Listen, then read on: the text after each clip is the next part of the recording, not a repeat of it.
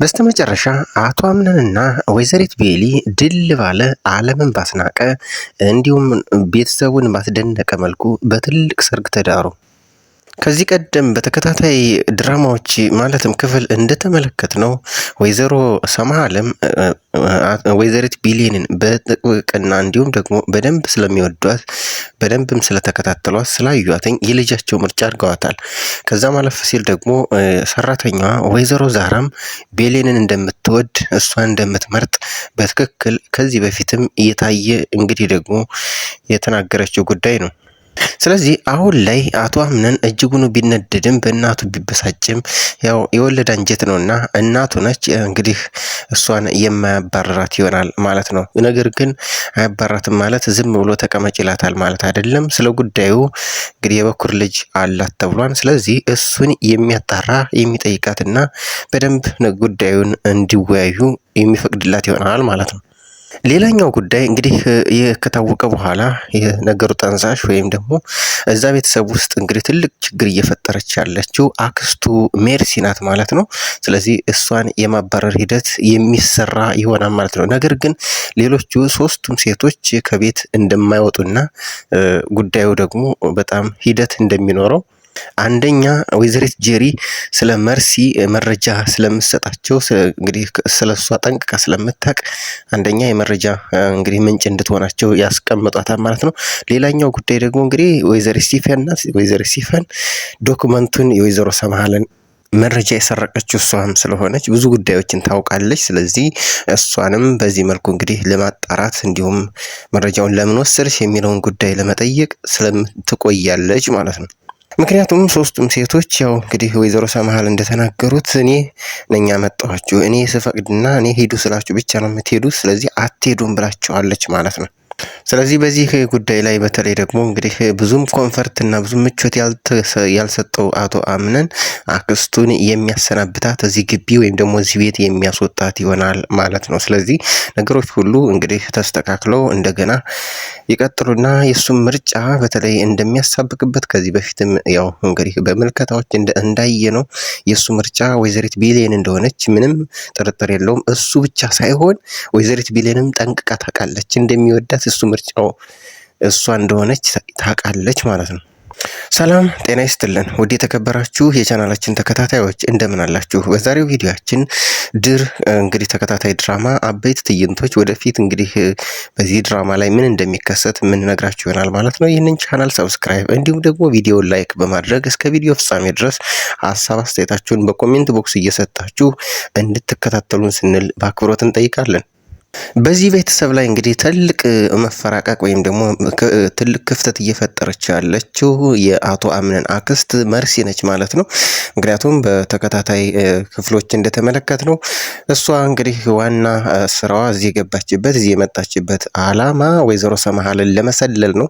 ስለዚህ እሱ ያመቻት ዘንድ ደግሞ አሁን አማራጮችን አግኝታ በተለይ ደግሞ ከጄሪ ጋር እየሰራች ጄሪ ደግሞ ወይዘሮ ሰምሃልን ቀን በቀን እየተከታተለች መረጃና ማስረጃዎችን እየፈለገች ከሷ እየነጠቀች ወደ ወይዘሪት መርሲ እንደምታመጣና ያለውን ነገር ሁሉ እየነገረቻት በዛም በኩል ደግሞ እሷ በተቃራኒው ምን ታደርጋለች ማለት ነው በጄሪ ለአቶ አምነን ምርጫ እንድትሆንና ነገሮችን እያስተካከለች እሱ ተገዶም ቢሆን እሷን እንዲያገባ የምታደርግበት መንገዶች እየተመለከትን እንገኛለን።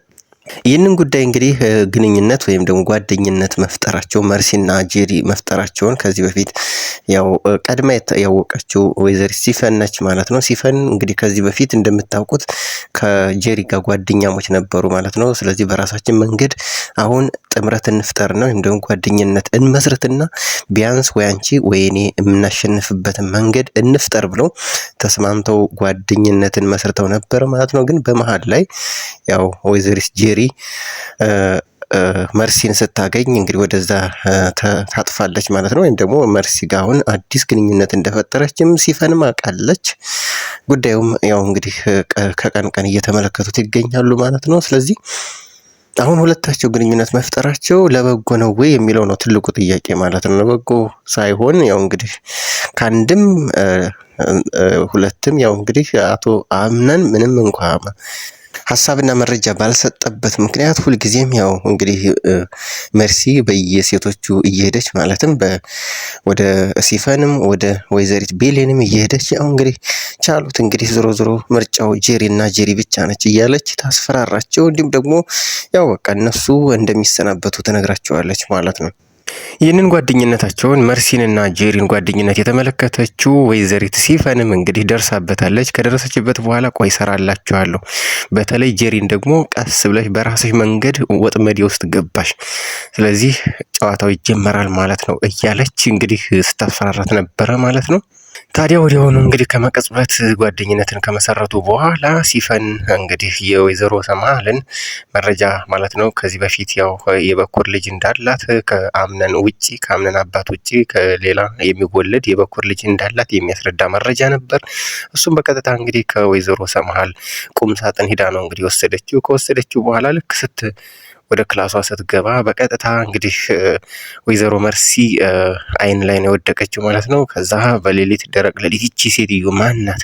ምን እየሰራች ነው? እያለች ስትከታተላት ነበርና ልክ ወደ ክላሷ ስትገባ ደግሞ ይሄ መረጃማ ሊያመልጥሽ አይገባም ሜርሲ፣ ይሄ ነገርማ ሊያመልጥሽ አይገባም በማለት ራሷን እንግዲህ ከክላሷ ወጣችና በቀጥታ ወደ ጄሪ ትሄዳለች ማለት ነው። ይሄ እንግዲህ የመረጃ ምንድን ነው አነፍናፊ ነችና ያው እንደጠበቀችውም እንግዲህ ወይዘሪት ሲፈን በጣም ተደናግጣ በጣም እንግዲህ ያው ተደረሰብኝ እንዴ ብላ ደንግጣ ስለነበረ ያው እሷን እዛ ክላሷ ሆና እንግዲህ መርሲ ስትመታ ማውራት አልቻለችም። ስለዚህ ምንድነው ያደረገችው? በቃ ትንሽ ፀሐይ ልሞቅ ብላ እሷን ትታተውታለች። ወዲያውኑ እንግዲህ ወይዘሪት መርሲም ያው ማለት ነው ያቤል የአምነን አክስት መረጃውን ያን የወሰደችውን ዶክመንት ፈላልጋ ወዲያውኑ ይዛ ትወጣለች ማለት ነው። ስለዚህ እጇ ላይ ገባ ማለት ነው። ወይዘሮ ሰምሃል ምን አለች ማለት ነው? በመርሲ እጅ ወደቀች ማለት ነው። ሳትፈልግ ወይም ደግሞ እሷ ባላወቀችው መንገድ በተዘዋዋሪ መረጃው መጣላት ማለት ነው። አሁን በዛ ዶክመንት መሰረት ማለትም እንግዲህ ያው እናትና ልጅን ልታጣላ አንድ መረጃ ወይም ደግሞ አንድ መንገድ ሆኗታል ማለት ነው። ነገር ግን ይሄ ብቻ ነው ወይ የምትፈልገው የሚባለው ነገር አይደለም። ወይ መርሲ ከወይዘሮ ሰምሃል የምትፈልገው ዶክመንት ይሄ ብቻ አይደለም። ይሄ አይደለም። ይሄ እንደ ተጓዳኝ ደግሞ እንደ መነሻ ሀሳብ ነው እንጂ የእሷ መጨረሻ ገና ነው። ምክንያቱም አሁን በጊዜ ወይም ደግሞ በአጭሩ ካላሰናበታት አቶ አምነን ካላባረራት እጅግ በዚህ ቤተሰብ ውስጥ ትልቅ እንግዲህ ክፍተት ትፈጥራለች ተብሎ የሚጠበቀው መርሲ ናች ማለት ነው። ነገር ግን ያው እንግዲህ በአንድም በሁለትም እንግዲህ ምን መረጃ እንደተያዘበት ወይም ደግሞ በምን ማኑ እንደነካ አናቅም። አቶ አምነንም አሁን ላይ በመርሲ አማካኝነት ወይም ደግሞ በመርሲ ገፋፊነት ጄሪን አሁን መርጧን ለጊዜውም ቢሆንም ያው የሚያሳዩት ነገሮች ጉዳዮች ወይም ደግሞ እንግዲህ እየተመለከተን ያለ ነው እሷን እንደማይወዳትና ተረጋጊ፣ ቀስ በይ፣ ለጊዜው ገና መረጥኩሽ እንጂ ሰርጉ እኮ አልተከናወነም፣ ስለዚህ አፍረን የሚያስተኛ ጉዳይም የለም፣ የቀለበት ፕሮግራም አለ፣ ብዙ ነገሮች ገና የምናስባቸው የምናስተካከላቸው ጉዳዮች አሉ። ከዛ በኋላ እንግዲህ ሰርግ ካደረግን በኋላ ነው እንጂ አንቺ ዝም ብለሽ ቀጥ ብለሽ መጥተሽ እኔ ጋር ልታዲ አቺም ብሎ እንግዲህ አሳፍሯት ነበር ማለት ነው።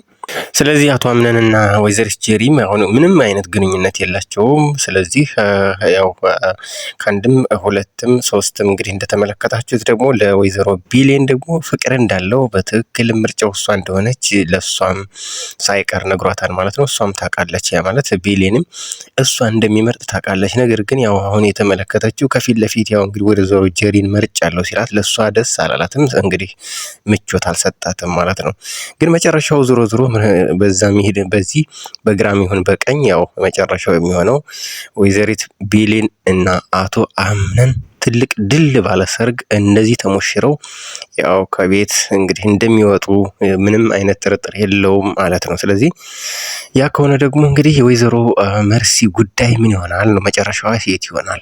መዳረሻዋ እውነት መረጃዎቿን የምትፈልገውን ዶክመንት ታገኝ ይሆን? በጄሪ በኩል የምታጣራውን እንግዲህ ልታገኝ የፈለገችውን ዶክመንት ምን እንደሆነ እንግዲህ አናቅም። ግን ዞሮ ይሳካላት ይሆን ወይስ አይሳካላት ይሆን? ይሄ ትልቁ እንግዲህ ጉዳይ ነው ማለት ነው። ምክንያቱም ቤተሰቡን እየበጠበጠና ችግር እየፈጠረ ያለው የእሷ ጉዳይ ነው ማለት ነው።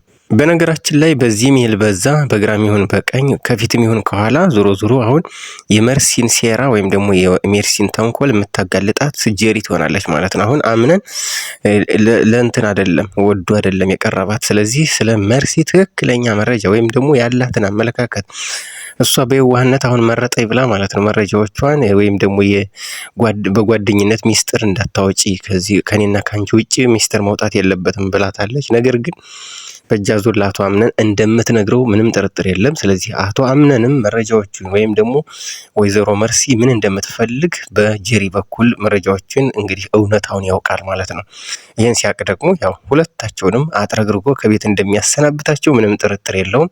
በእጅ አዙር ያው እንግዲህ ከዛ በኋላ ዞሮ ግንኙነታቸው የሚጸናው ሰርጋቸው የሚደረገው የወይዘሪት ቤሌንና የአቶ አምነን ይሆናል ማለት ነው።